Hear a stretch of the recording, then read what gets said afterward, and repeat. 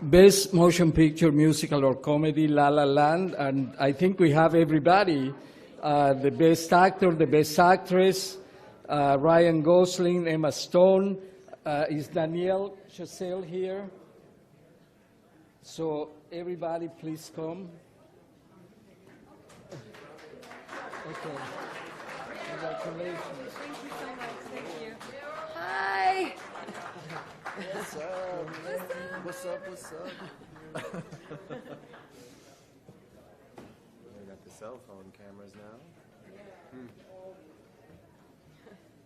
Congratulations to all of you. You've made Golden Globe history tonight. Damon, I'd like to start with you. How many no's before you knew this was actually going to happen?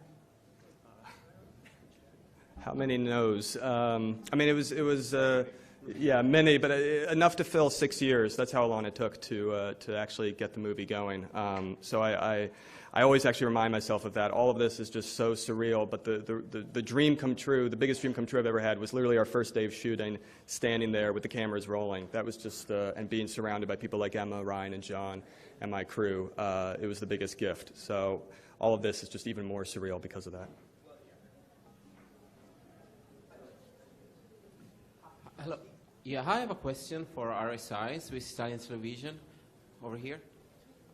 First of all, congratulations for the victory. Just want to make a little bit of humor. Now that you guys won a Best Pictures, are you willing to go to Washington January 20th? Maybe you're going to be the only one attending as celebrities, Mr. Trump. What do you think about it? Mark, you take that. It'll be cold. Mark clap for that one.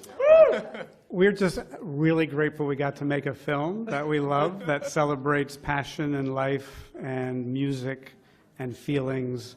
I don't know what you're all doing on January 12th. I'm going to be in a movie set making a film, which is what I love to do, and I'm very lucky to do so. Hi there, Steve Futterman from CBS News. I wanted to ask Ryan, Emma, if I could ask you, what you feel is the reason this film resonates with people? I know there are a lot of people who like musicals, myself included, but it has to be more than that. What is the theme of this film that you think resonates with people and has made it such a critical and popular success? We'll play popcorn. Here's your answer one right word. I think Emma spoke to that so beautifully in her speech. The thing that moved me so much about the film, is this idea that the importance of pursuing your dream despite the obstacles, and I think it's a beautiful message for Damien to put out in the world, and it seems like a very appropriate time for that. I think Emma really spoke so beautifully to that in her speech. Well, thanks. Yeah. And yeah, I mean that I think is maybe kind of the key to what's inspiring about it right now. I also think that there's something about these two characters and what they're going through that feels very realistic and very human, even in these kind of fantastical, circumstances where they're singing and dancing and everything is so beautifully colorful. I think two people struggling in that way and falling in love and how it ultimately unfolds is something that I think everybody can relate to in some way and what could have been. So, yeah, thank you. Thank you. Ryan, Emma right here to your left, congratulations.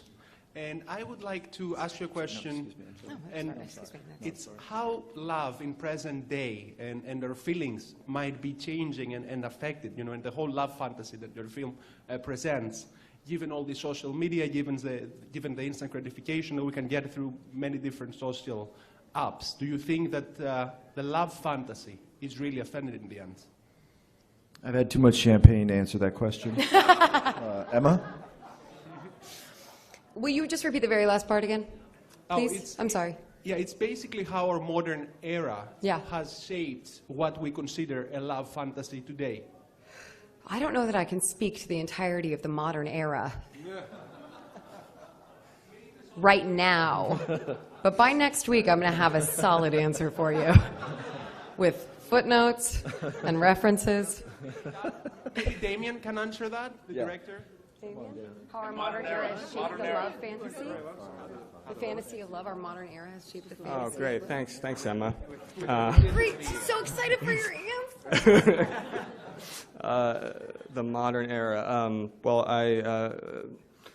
I don't know if this answers the question, but I mean, it was important to us to make a love story that was actually for the modern era, that was a contemporary love story, but use older movies and older love stories to comment on the modern era.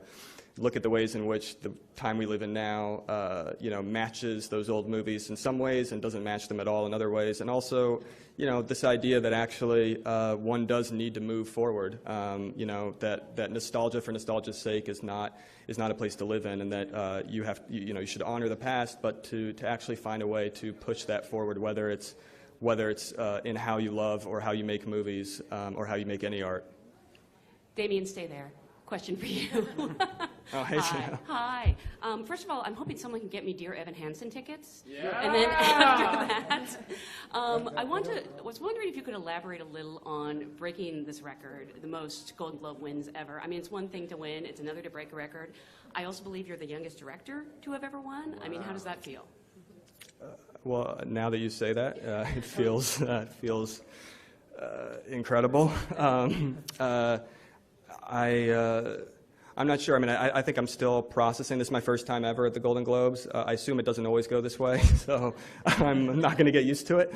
But I was just so honored to be here at all. So to now actually be on this stage and be with the people I made this movie with. I think the thing I was the most excited about, honestly, was getting to see, Justin, who I went to college with, who I met in a college band, and we talked about movies back when we were 17 and 18, to see him on that stage. I think maybe it was actually the single greatest moment for me. Thank you. Thank you. Thank you. Thank you.